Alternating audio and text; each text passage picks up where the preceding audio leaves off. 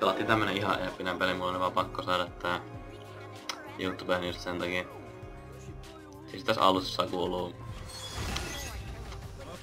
spämmiä, kuten me teemme. No, hypätään siihen, mistä peli alkaa, eli noin 2 mintaan tuosta. Promppi kuuluu tietysti ottaa heti alkuun, niin minä teen silloin, mutta suunnitelmiin tuli muutos, kun löysin jatkossa. Mä tietysti syytin heti meidän jungleria, mutta sitten täysin, että olen itse asiassa jungleri. No, menin surullisena ottamaan muilta käppejä, mutta tässä tapauksessa sillä ei ole mitään merkitystä. Ja tietysti paha oli se, että meillä oli myös Nasus topissa. Tää on kriittinen juttu, koska Nasushan on ihan vitun paska champion eikä tee mitään. Kuten tästä näkyy, niin Nasuksella ei saa oikein edes farmia. Ihan pitun säälittävää. Nää 3 melee-minionia, mitä tossa oli, ei saanut yhtäkään niistä. Siinä meni 1 stackki. Ja siinä toinen minioni. Ja ei yhtään stackia tästä kokonaisesta 10 minionin veimistä turretin alla. Joo. Lisäksi Patun mielestä oli vitun hyvä idea sitten antaa First Blood tällä jätkellä.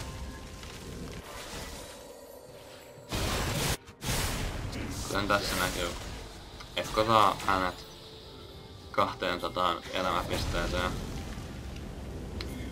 Ja hän menee farmaamaan lisää. No, siinä hän sai yhdestäkin.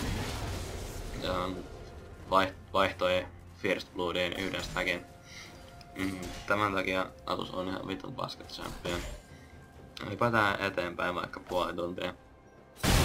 Peli on 25 tappua ja 3 tappua, joita meillä on 3 tappua. Ja Godleadi on heillä 10 000 kultakolikkoa. Peli näyttää tässä vaiheessa aika taputellulta. Mutta kun hyppäämme eteenpäin vielä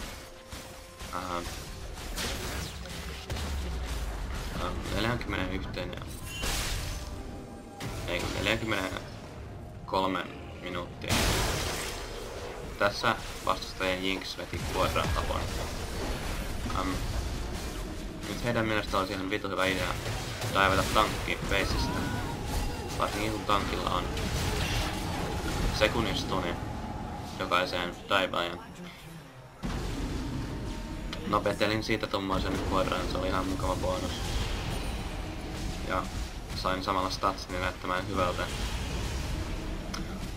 Nyt kun kelaamme eteenpäin, olemme silti 18 tappua häviöllä ja 5000 kultakolikkoa jäljessä.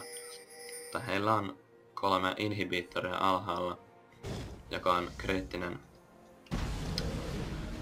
osuus tässä meidän voitossamme.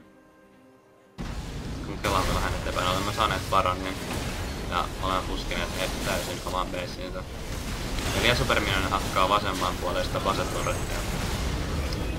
Ja he fokussavat Nasuksesta, joka on tankki. Ja me lopetan pelin tuohon. Tämän pelin opetus on, että tässä vaiheessa he olisivat voineet voittaa meidät 4 championin voimin ja full build Jinxin 40 minuutin kohdalla. Katsotaan kuinka turretti sulaa. Mutta he päättävät hakea pentakillin Jinxille, jossa ei taas ollut mitään järkeä. Joten tämä video todistaa.